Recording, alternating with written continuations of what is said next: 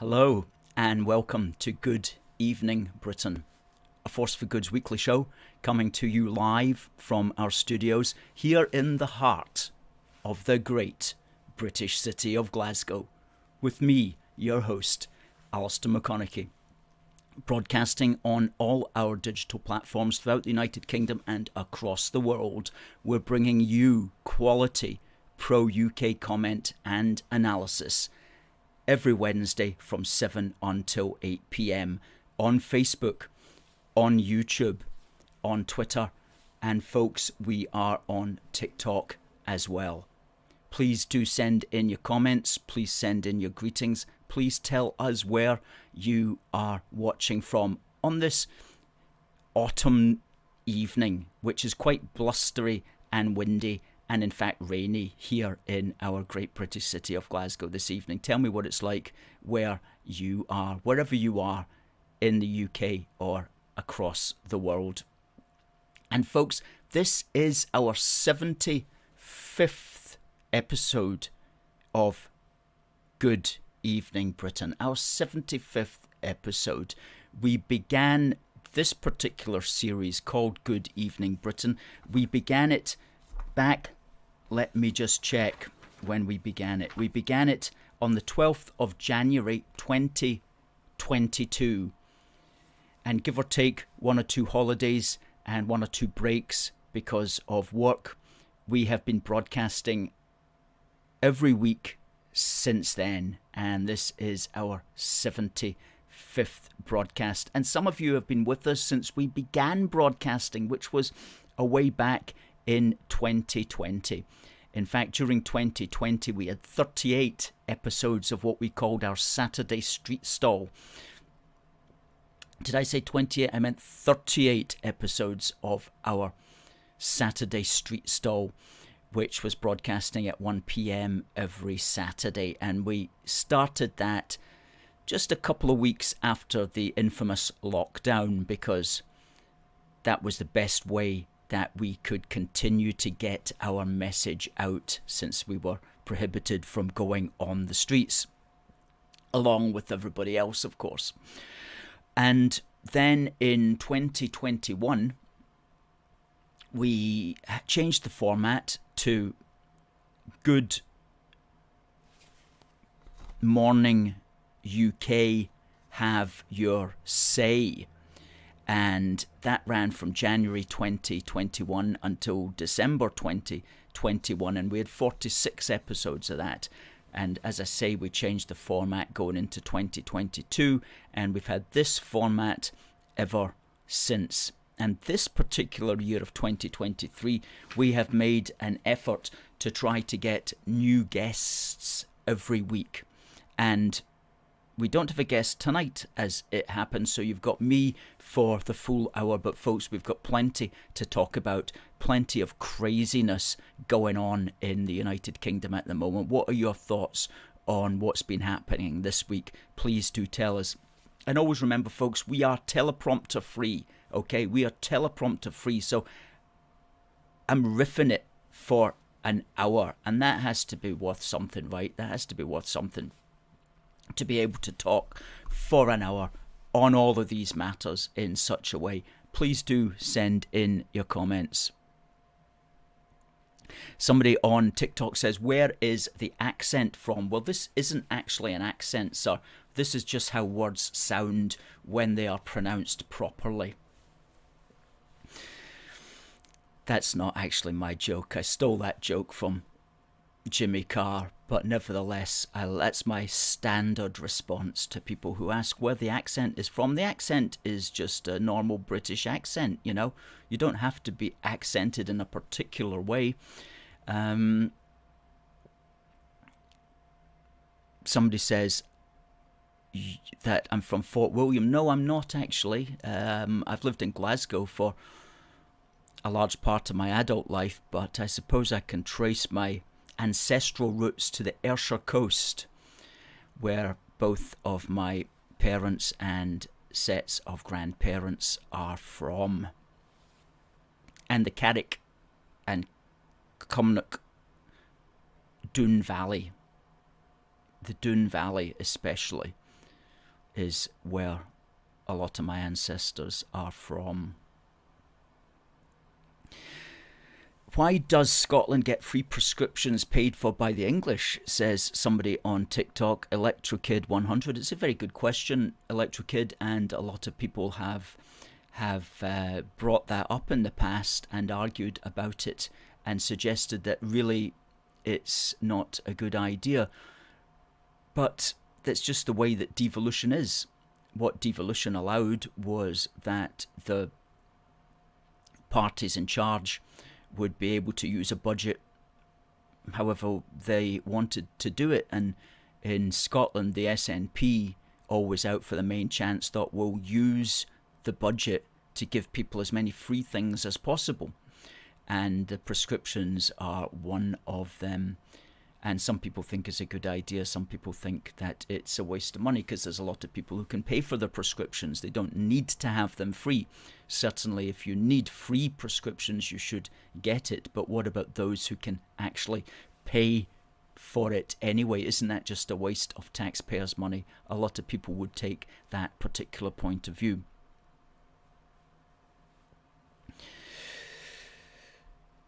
Now, let's just say hello to some people who have come in on Facebook and YouTube.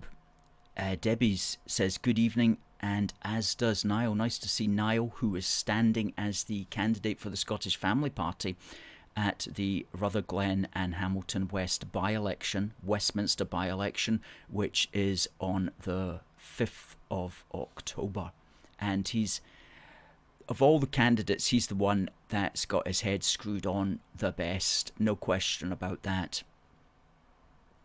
Christopher says, good evening to all Unionists from a steamy Falkirk kitchen. Fantastic. As TC also says, good evening, and Stuart up in Elgin. Niall says he'll be watching from his new Westminster office soon. Well, let's hope so, Niall. That would be good, because if anybody deserves £86,000 a year, it's certainly you. Before expenses as well. Ryan's phone calling in from a blustery Denby Dale in the West Riding of Yorkshire. And it's dry and not windy in Cummonston, Aberdeenshire, Debbie tells us. D. Stanners says, congratulations on your 75th episode. Thank you, D. Stanners.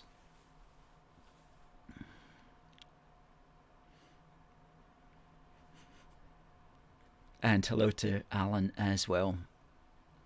And Christopher points out, in response perhaps to the chap on TikTok, one of the reasons is that social spending in Scotland is £2,000 higher for every man, woman and child, and it's all paid for by Westminster, which is to say the British taxpayer from all over the UK. Hi, Ken. And TC wonders if there's any chance of coming over to the DLive platform. It gives us followers the chance to donate lemons to AFFG. Well, what is a lemon? I know it's meant to be a good thing over on DLive, but does that translate into something that you can spend in the real world? But I hear good things about DLive. We should be looking into that, shouldn't we, TC? Hey, to Adam, who reminds us that apparently the devolved Scottish executive is presently in court with the UK government. I think that's over the GRR bill. How that even needs to go to court is ridiculous, but it apparently needs to, because the Scottish National Party want to ensure that when they were told that their GRR bill was not competent, that there was a legal basis to that. Well, of course there is a legal basis to it, and it's called the Scotland Act, which allows the British government to override particular laws where it is thought appropriate so to do.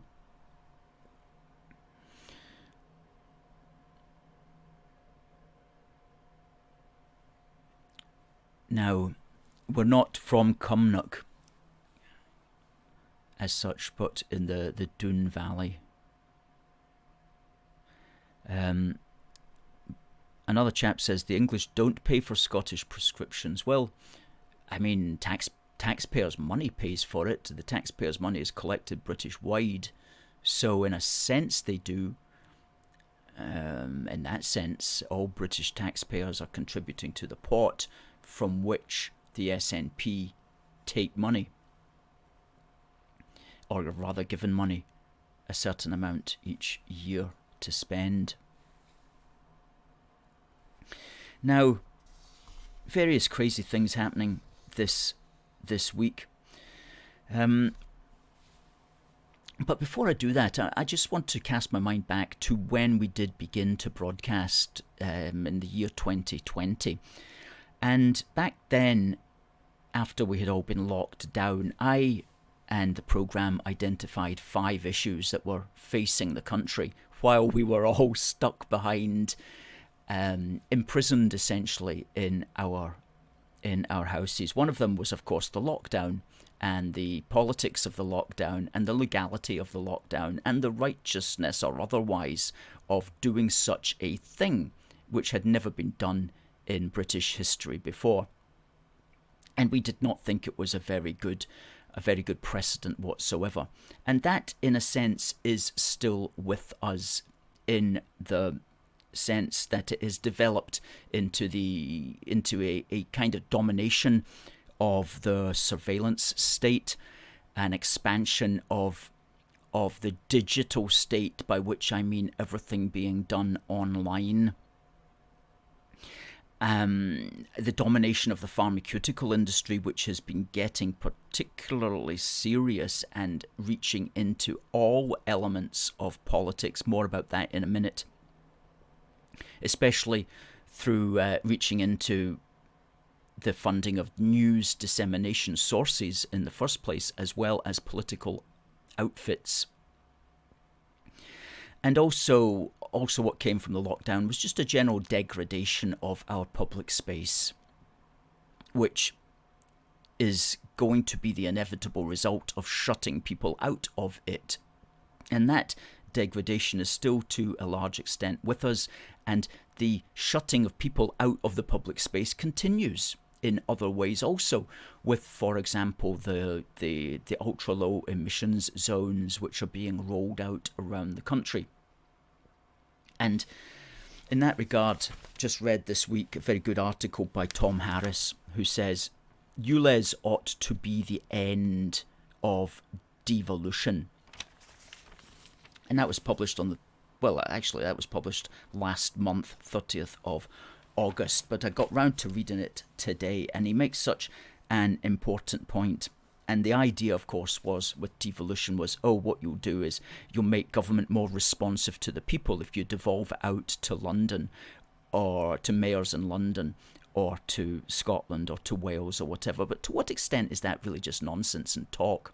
And to what extent does it actually mirror the wishes of the people? And to what extent does it just give your many dictators in these areas carte blanche to do whatever they want to do? Of course, it tends to be the latter.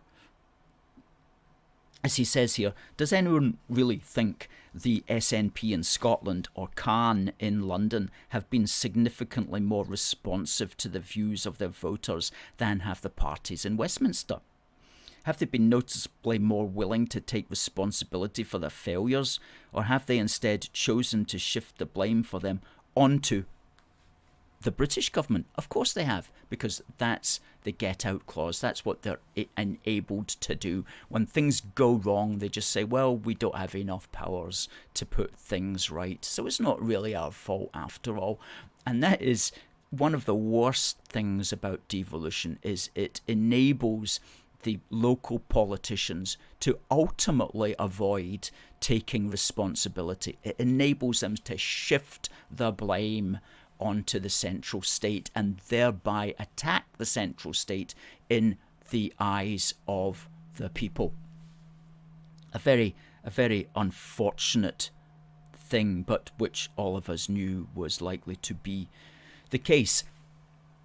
Unless, of course, all the mayors and executives of the devolved areas are all supporting the main party that happens to be at Westminster. That's why devolution kind of worked during the early years when Labour were in power in London, and there was Labour in Wales and there was Labour in Scotland, and they could all agree. So it kind of worked in a way. But as soon as that broke up and you've got Labour in Wales versus Tories in London versus SNP in Scotland, an absolute recipe for chaos, versus Labour in London as well, of course.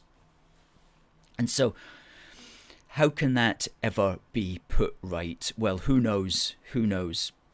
But Harris concludes here, when governments fail to rein in the excesses of the devolved authorities, they are letting power slip away, leading to a considerably less united kingdom. Absolutely, absolutely.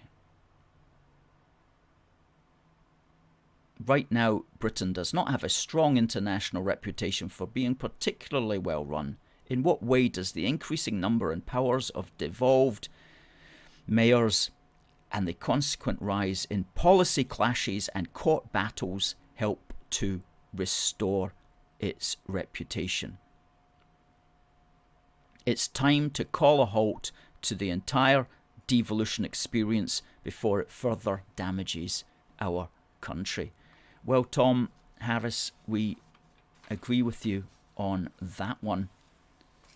Let's just see if Rishi Sunak or Keir Starmer will call a halt to the entire devolutionary experience. Somehow, I think, unfortunately, they're not going to. They're likely only to make it worse. That's the reality we have to face.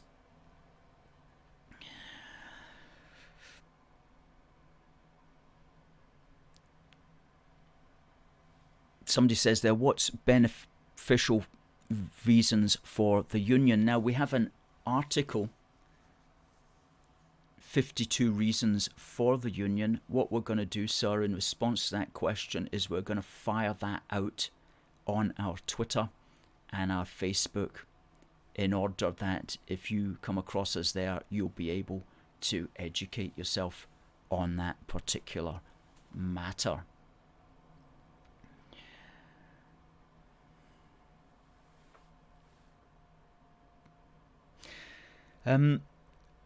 Alan's wondering if Adam can tell us how long the court matter is going to be regarding the GRR bill. Let's hope it's only going to be a merciful short 1 or 2 days.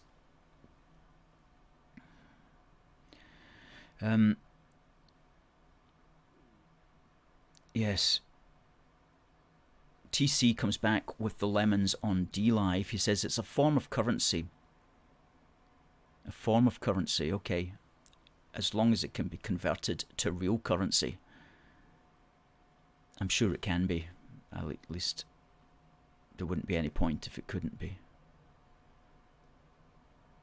So when you pay a lemon, do you actually does that take money out of your account? That's my question, TC. Because that would mean that it would be real currency.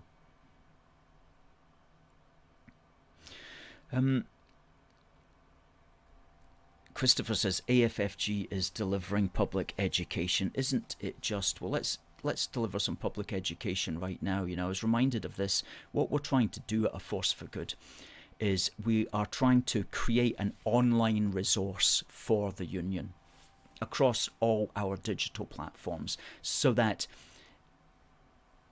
you can already look back at all the stuff that we've got on our legacy site, on our website, on our Facebook, on our YouTube, where we've got hundreds of videos, on our Twitter, on our Instagram, where we've got hundreds, thousands indeed, posts, and on our TikTok, where we've got millions of views now, millions of views. We're creating an online resource for the union, and we're going to keep doing this so that in 10 years' time, and we have a plan of things that we're going to be writing in the next 10 years, 3 magazines a year, 1 book a year, and we're really going to be able to have created an amazing resource for the union. So we are educating people. We are absolutely educating people. And I was reminded of this when I looked at this article about, and this was another one of the things that we highlighted back in 2020. We highlighted 5 things. One of them was COVID, which I've touched on there. Another was the BLM revolution which was going on, which was extremely bizarre all round, but it was clearly some kind of revolution that was occurring, mainly in the institutions that were all going behind this strange BLM ideology. Not really happening in real life in any extent, but certainly happening in the actual real institutions of the nation. And this lady wrote, and she, a black woman herself, wrote in the Daily Telegraph from the point of view of a teacher who wanted to deal with these matters, but not from the woke perspective. And she said, teachers are unequipped to address some of the complex subjects, including the legacy of empire, that children rightly want to learn about. And one of the problems is that when teachers look for resources on which to base their lesson plans, the only material which is readily available online is produced by Black Lives Matter style organisations. They can easily find PowerPoints and worksheets about the pervasiveness of white privilege. Yet there are very few websites to draw from that and that provide a holistic view on the complexities of race. To the uninformed, quite radical views on race and empire can appear mainstream. And so what she was calling for in her article was essentially an online resource that dealt with the complexities in a way that wasn't a radical way intended to do down the country and its people itself. And I thought that's such a need.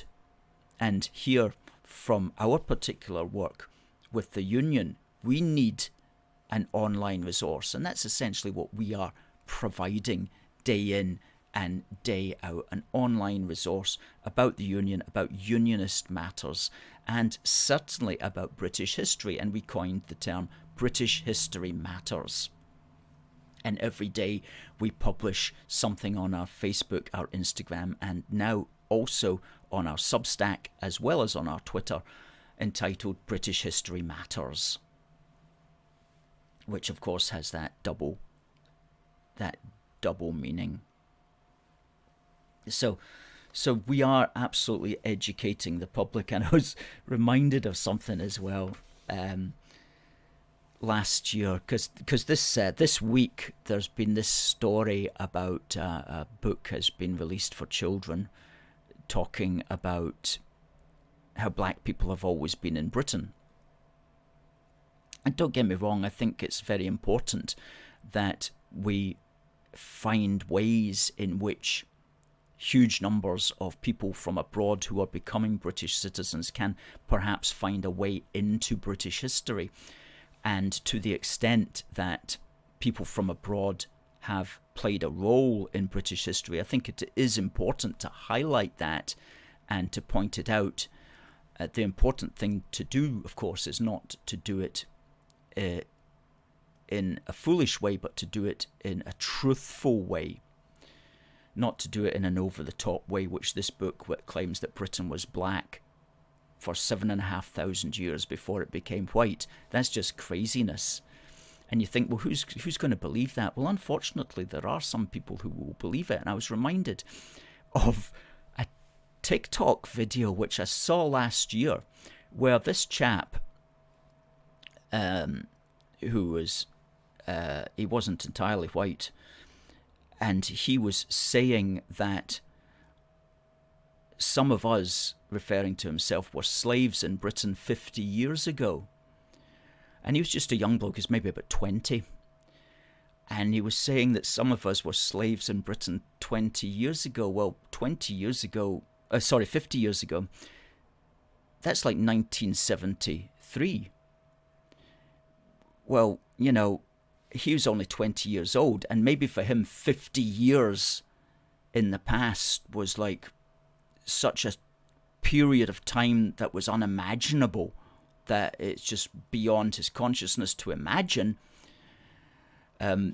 But for those of us who have lived for 50 years and can tell him that's 1973, you know, we realise that, goodness me, if there are young people today who think there were slaves in Britain in 1973, then we do have a problem. You know, we do have a problem. So maybe this goes a lot deeper than we think. And just to be clear, slavery in England was declared illegal in 1772, which is to say 251 years ago. And slavery in Scotland was also pronounced illegal in 1777, which is to say 246 years ago. So that's considerably further back than 1973. Interestingly, the case in Scotland when slavery was proclaimed illegal was the case of a servant at the time. Well, his status was complicated, and that's why there was the court case. And his name was Joseph Knight, and his master, as they called it, wanted him back because he had said, well, I'm just leaving, okay. So the master took the so-called slave, Joseph Knight, to court to basically to find out what is his legal status. Is he able just to up and leave, or does he have some sort of requirement to stay under my supervision? And well, the court found that in fact slavery in Scotland was illegal, so yes, he could do what he wanted. However, what's interesting about the Joseph Knight case is the man who defended Joseph Knight, the man who defended the so-called slave, was Henry Dundas. Henry Dundas, the man that the SNP and the Greens and the politically correct crowd want to defame, the man whose statue in St Andrew's Square in Edinburgh they want to bring down. He was literally the man who defended the man who ultimately, whose court case made slavery declared illegal in Scotland. So again, shows you how much those folk know, which is basically absolutely nothing. So we're doing what we can. We're doing what we can to keep British history sensible and in the frame, because British history matters. Talking about that, because it's our 75th. It's our 75th. So many numbers tonight. It's our 75th program. We've got a very special prize, which is this box of mints, which is a nice box that's got a Spitfire, a raised Spitfire on the tin. Okay, and that prize is going to the first person who can answer the competition question, which will be coming up just after On This Day in British History. And so if you want to be in with a chance to win this fantastic box of mints, tin of mints, then send your answer to contact@aforceforgood.uk and we'll announce the winner at the end of the show.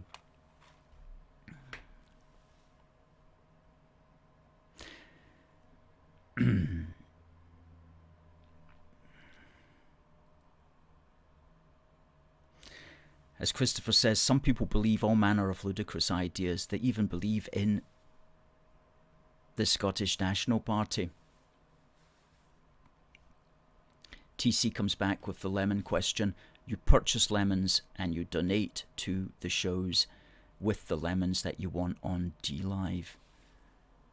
Okay, thank you, TC, for helping explain that.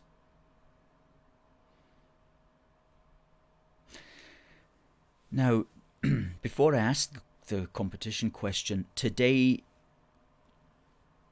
on this day in British history, what happened on this day in British history? Because British history matters. Well, some of you will know of the iconic statue in Stirling on the field which is alleged to have been the Battle of Bannockburn field. I say alleged because people are not entirely sure where the battle was in relation to Stirling. They know it was somewhere in that area. Anyway, on the battlefield, as it's come to be known, there is this amazing statue of Robert the Bruce on a horse. There he is there. And the horse, I think, looks the part. Absolutely. You would not want to see that horse coming, looking at you like that for a start, and certainly not with Big Bruce there on top of it. Well, who sculpted that? Would you believe it was actually an Englishman who sculpted that? A man called Charles Dorville Pilkington Jackson, which is certainly a name and a half. And he passed away on this day, on the 20th of September, in 1973. In 1973, the year the fellow on TikTok thought there were still slaves in the United Kingdom. So he passed away on this day, 20th of September, 1973. And he was born in Cornwall.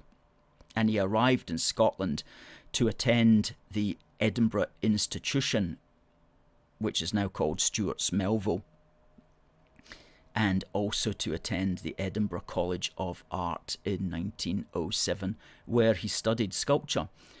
And in World War I, he served in the Ayrshire Field Artillery in both Egypt and Palestine.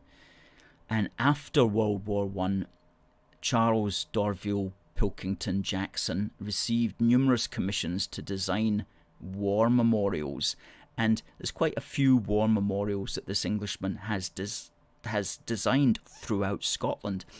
And there's a real cracker in Ayr outside the county buildings. Okay, and I remember this statue growing up, seeing it in Ayr. And let's put it up there. There it is there. That's to commemorate the men of the Royal Scots Fusiliers who gave their lives in World War II. And that stands in front of the county buildings in Ayr. And the inscription on it reads, "They died that we might remain free," which is certainly fine words indeed. And have we got other pictures of that statue? Let's see.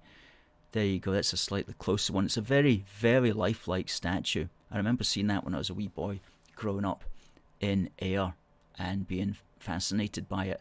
Took that picture 2 or 3 years ago when I visited it again.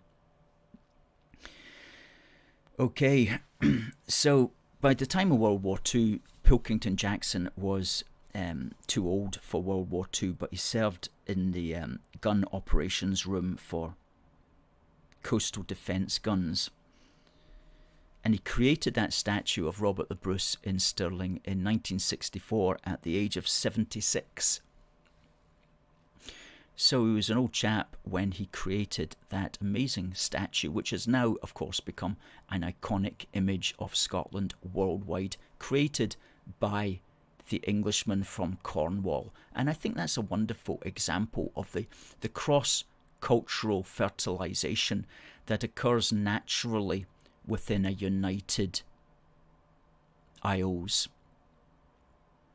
And I always feel that if the Isles had not been united, that sort of natural cross-fertilisation where all parts of the United Kingdom are regarded as one's own country, regardless of whether you come from one part or the other, you're still in your country wherever you move to it. I think that's a fantastic thing about the UK, and one of the benefits of political union is that social seamlessness which is ours if we want it. And he's buried in the cemetery in Lasswade. So that's Charles Dorville Pilkington Jackson on this day in British History Matters. And I was talking there about the seamlessness which can occur among the British when we like the idea, when we support the idea of political union, the social seamlessness that occurs. And we put an article up on our Substack yesterday. It was entitled Internal Boundaries of the UK Are Not Borders. And you can read that for free on our Substack. You'll find the link in the thread. We're putting all our articles on Substack for free for the first 2 weeks. And then after 2 weeks, they go behind a paywall. And anybody can get access to the paywall if they become a monthly donor at aforceforgood.uk/union-supporters. Along with other points. Let's get that banner scrolling along the bottom.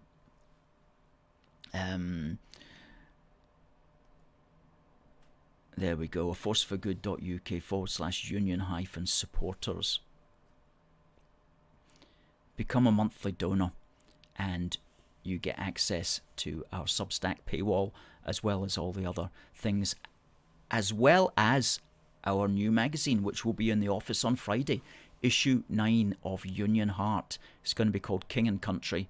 It's a 16-pager and it's dedicated to Scotland and the monarchy. And you're going to find stuff in there that you wouldn't find in a lifetime of reading if you were waiting to just stumble upon it.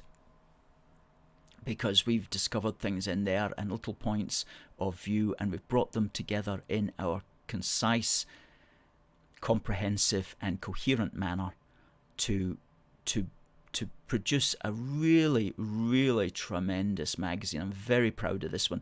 I'm very proud of all the magazines that we've done.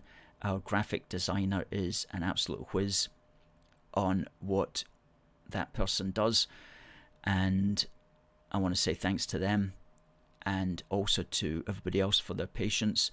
But we've finally got it done, and it will be in the office, and it will be going free to the union supporters who have already been getting the magazines. And if you're a union supporter and you want it, then, and you're not in the habit of getting our magazines, then just tell us and we'll add you to the list.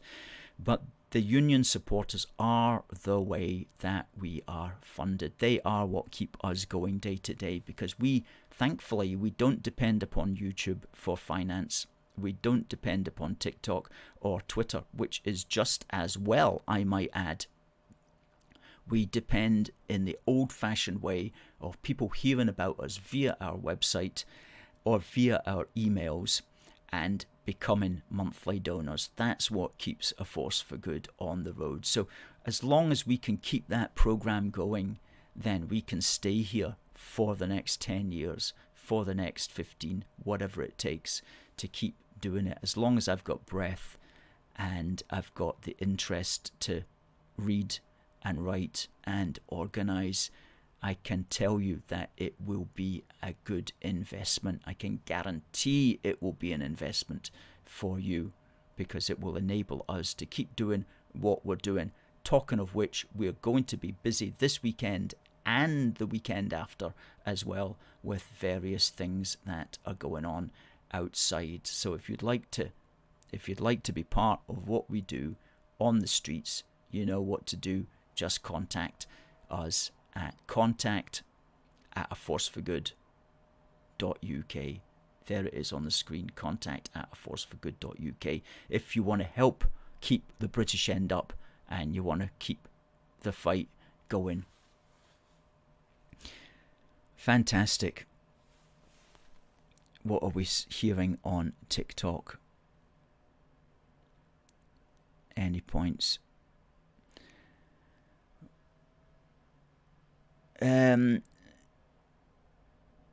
Scotland will have a new currency after independence, says somebody.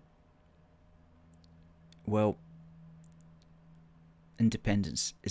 separation isn't going to happen, I have to say. James says that we don't love Scotland. Oh yeah, well, we don't love Scotland so much we've just written 16 pages on Scotland and the monarchy. So I think we do like Scotland, and I think we do want to bring out our Scottish and British history as much as we possibly can. Frank, if you can do better, please do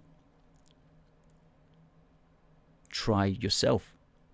Publish yourself on TikTok, and we'll see how good you get it.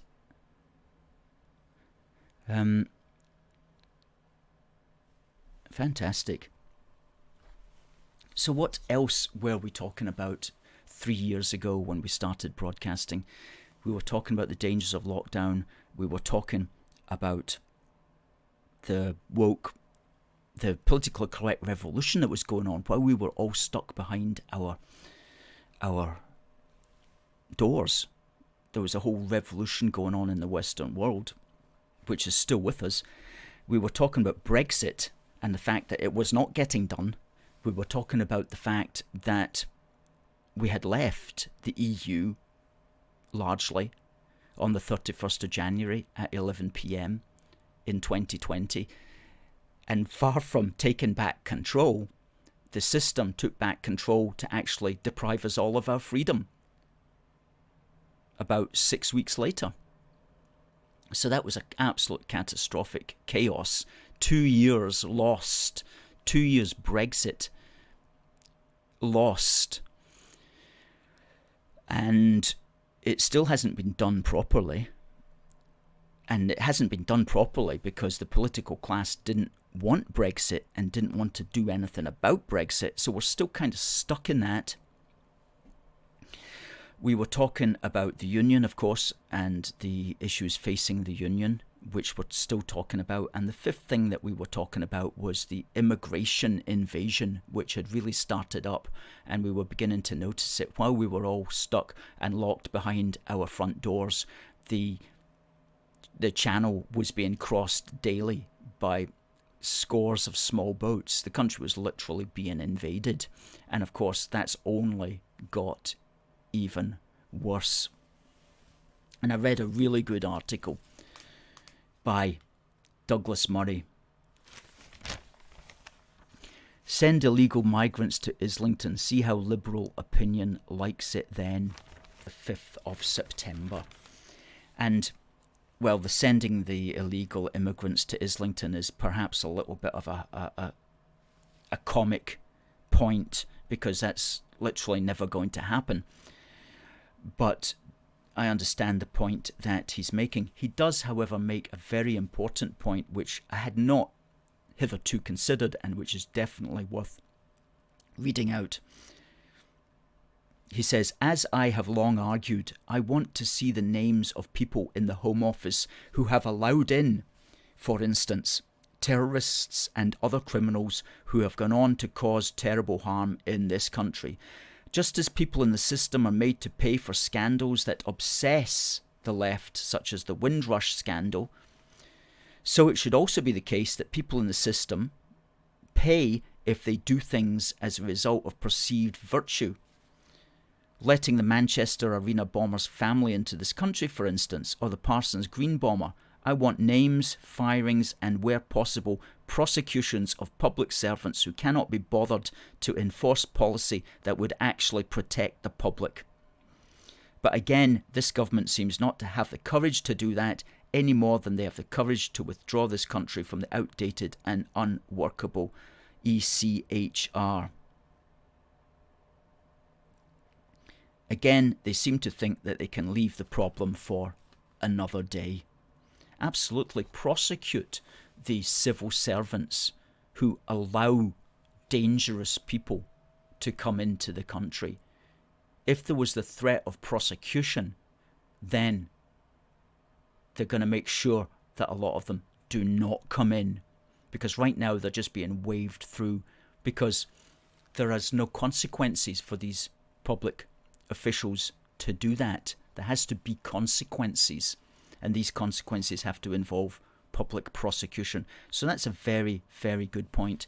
And as a consequence of reading that, I came up with another point, which is that these Home Office people, the culture of the Home Office is such now that it's almost impossible to get them to do what they need to do. It's almost impossible to get them to do what needs to be done in order to get a grip on the massive numbers that are coming in. So maybe what that means is that whole Home Office department should simply be scrapped, and it should actually be outsourced to a new privately run corporation, a privately run firm, like a private security firm or something like that, that actually is tasked with doing something, gets paid money to do it, gets paid even more money if it reaches the targets that is required to do.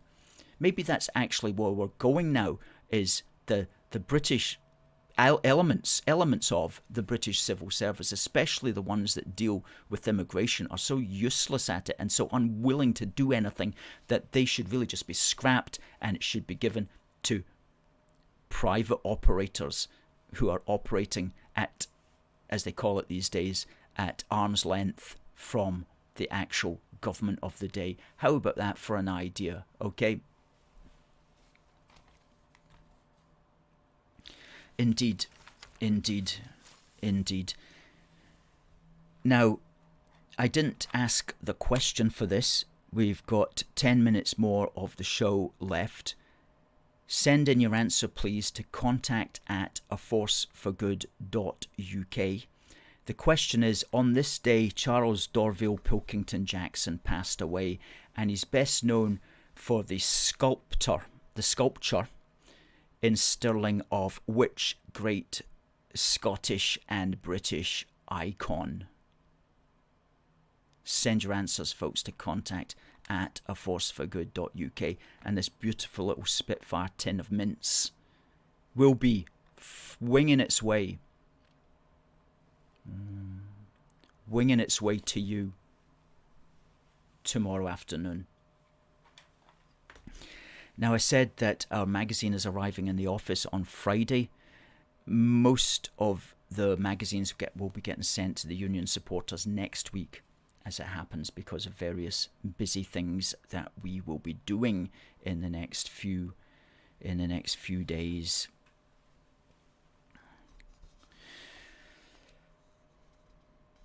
Yeah, so these are the things that are still with us. The lockdowns, COVID lockdowns, the Brexit, the union, immigration invasion, and the woke revolution. Now before, and of course we've got other things now, net zero and so-called climate change. That's been added on.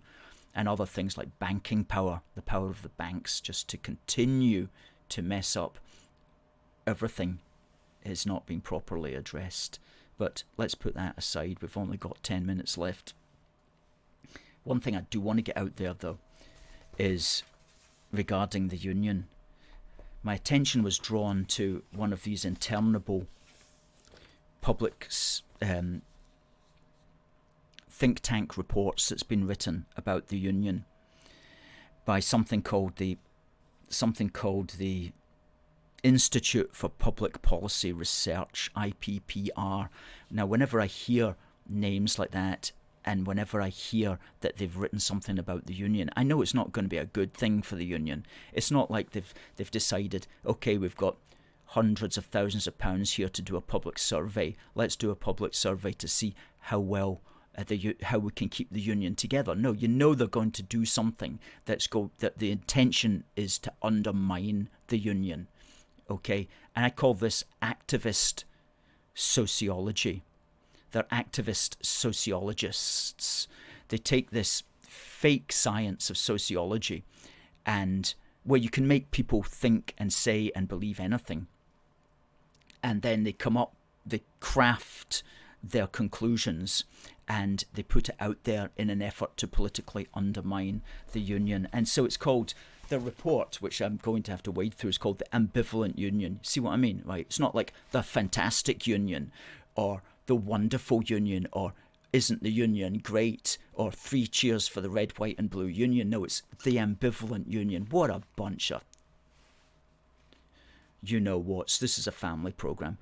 Findings from the State of the Union survey by Ailsa Henderson and Richard Wynne Jones. So the big thing is that they're using this phrase called muscular unionism, which they do not define, but it's clearly meant to be a pejorative. It's clearly meant to be a bad thing. And they don't really give any examples of what it is, but it's whatever you do, don't be a muscular unionist. So I'll have more to report on this in time. But for now, the first thing I did was look up their funding, right? And this organisation, this Institute for Public Policy Research, in its annual report in 2021, it got £2,605,354 in donations from a variety of big corporations. £2,610,354, and what they do with it is they write reports to try to bugger up the union. You know, this is what we're up against, folks, right? Make no mistake about it. We are up against power, serious financial power. And I looked, and do you know who one of the biggest funders is? Wait for this, right? Drum roll. AstraZeneca. AstraZeneca gave the Institute for Public Policy Research £105,000 in 2021. And along with that, they also got £100,000 from BMS Pharmaceuticals. What on earth are AstraZeneca and BMS Pharmaceuticals giving over £200,000 to the Institute for Public Policy Research to write articles, to write reports, trying to damage the British Union? I'm going to calm down. I'm angry at that. I'm angry at that because, you know, a force for good. We're positively trying to keep the union together. We've got a great message. We've got a great attitude on all of these things.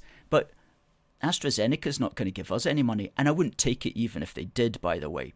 But these companies who are selling products are funding these institutions in order, we have to presume, to come up with reports that will be favourable to their particular interests in some way. So that's what we're up against in the modern United Kingdom. So if you want to fight back against that, please do become a union supporter. TC says, well done AFFG. It's so important to keep British history out there in the public domain, especially in these times of surrendering, knee-taking times. That's true, isn't it? Absolutely.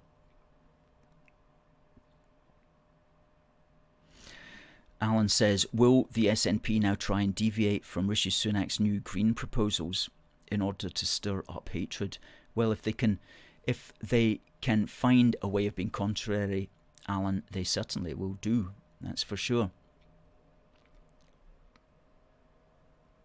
Ken says he's going to look forward to the 200th show. Well, thank you, Ken. Thank you. People like you are what we rely upon. Thanks very much.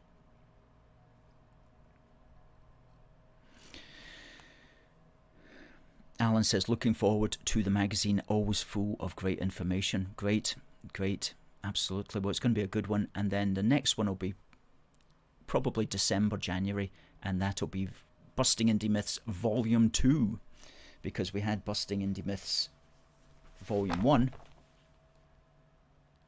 and we're going to have Volume 2. It won't be called Busting Indie Myths, it will be called Indie Myths Busted. Busting Indie Myths Volume 2, that's what it will be called.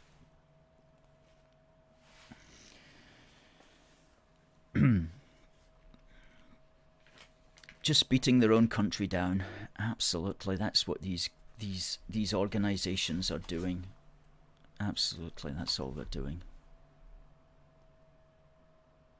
So easy to destroy and to hate. It's much easier. It's much more difficult, it seems, to build up.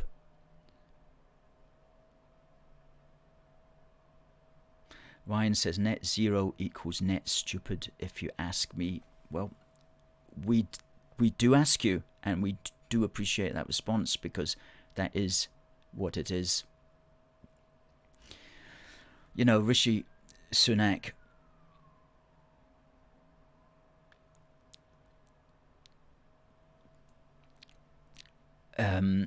Rishi Sunak sent out a tweet today,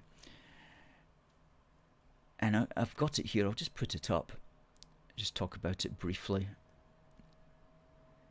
We're stopping heavy-handed measures on net zero, and he's got some things there that he's going to do. He's not going to tax you if you fly. You won't have to sort your rubbish into 7 different bins. You won't have to compulsorily car share. You won't have to have expensive insulation upgrades.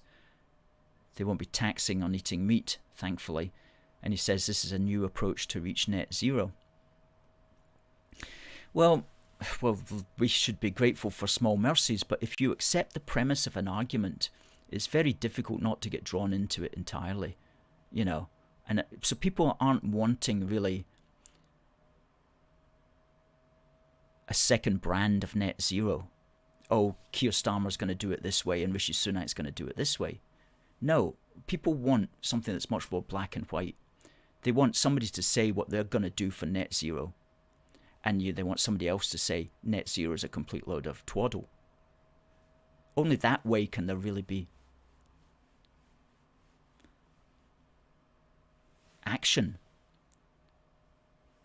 Rishi Sunak's way, we're going to end up with all of these things anyway, based on a false premise. Now I'm going to ask the question again for this, and it is, on this day Pilkington Jackson passed away. He sculpted a famous statue in Stirling of which Scottish icon? That's the question. If we have a winner, we'll announce it at the top of the hour.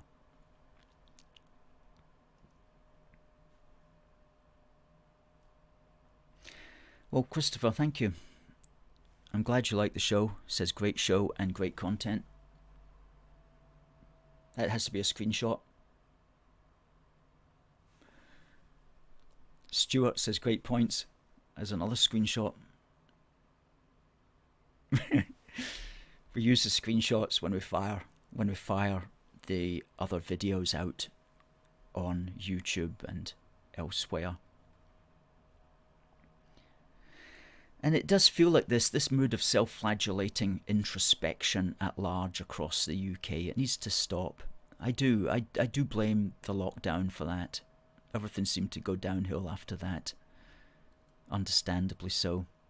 Stuart likes another educational show. Brilliant. Now, do we have a winner? We need somebody to win.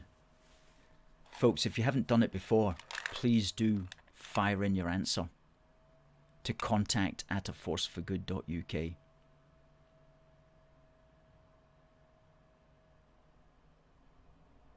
What's the name of the Scottish icon in Stirling created by the sculptor Pilkington Jackson?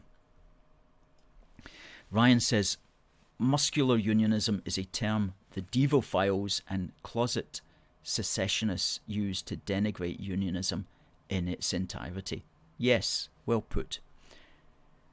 And I am sure that this term appeared in the Labour Party's latest constitutional report commissioned by Gordon Brown. I think that it did, Ryan. You're right. You're right. Fraser says he's British rather than Scottish.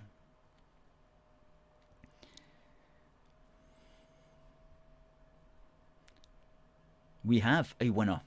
We have a winner. Now, I asked the question, which Scottish icon is sculpted in Stirling by Pilkington Jackson? And the answer, of course, is Robert the Bruce. And the winner is Chris Glenn. Chris, fantastic. That will be winging its way to you tomorrow. Brilliant. Folks, thanks very much. That's an hour's gone already. Goodness me.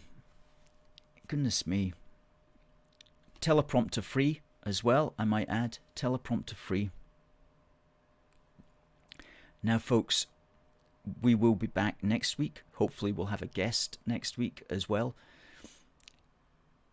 Until then, it just remains for me to say thank you very much for watching. Thank you for all the comments. We had a good wee chats, good wee comments coming in tonight.